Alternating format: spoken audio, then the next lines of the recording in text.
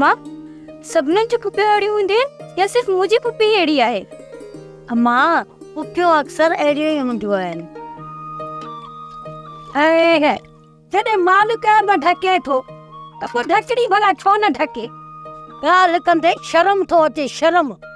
इन बेबुल त सॼो पाड़ो ई खणी तपाए ॾिनो आहे। हिन जी गिला हुन सां, हुन जी गिला हुन सां, अलाए कीअं थी ॿ माण्हू वेठाए। असांखां त इहा ॻाल्हि पुॼे ई कोन। कल्ह जी ॻाल्हि थई, या बेबुल मूंखे तुंहिंजे नाले छा पई चवे?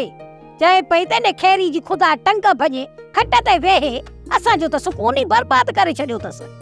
तोखे त ख़बर आहे न त मां कंहिंजा ऐब कोन उघाड़ींदी आहियां। जॾहिं मालिक ऐब ढके थो त पोइ ढकड़ी छो न ढके भला?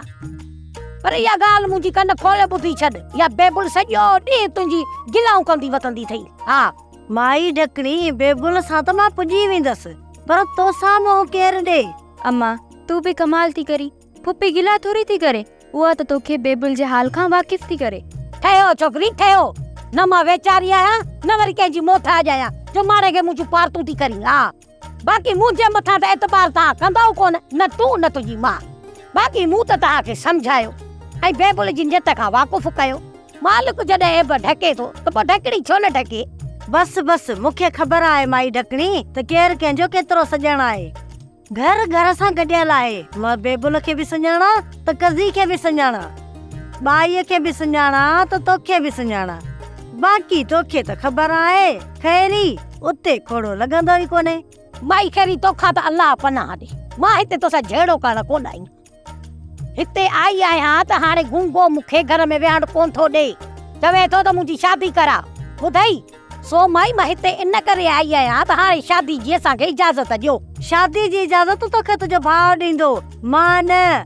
घर जो मर्द उहो आहे, अचे हो तूं त हुन सां ॻाल्हाइजां। इहा त मूंखे चङी तरह ख़बर आहे त घर जो मर्द केरु आहे। बाक़ी सॼो ॻोठ होतू जे हुल खां बेज़ार आहे, बेज़ार। पर अदा होतूअ जी तो अॻियां हले किथे थी? मूंखे त न्याणीअ जो ॿार लाहिणो आहे, मूंखे कोई इतराज़ कोन्हे। बाक़ी अचे ई होतू त हुनखे मञाइजां। ठीकु आहे माई खैरी, ठीकु आहे। अचे होतू त मां हुनखे पाणे मञाए वठंदसि। हितां की खिलंदई बि रोईंदई, अचे छोकिरी वठी वेंदीसांइ।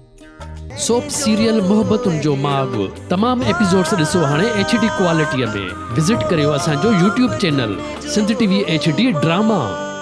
सब्सक्राइब कयो असांजो official YouTube channel Sindh TV HD drama ऐं वधीक अपडेट लाइ बेल आइकन खे क्लिक करियो।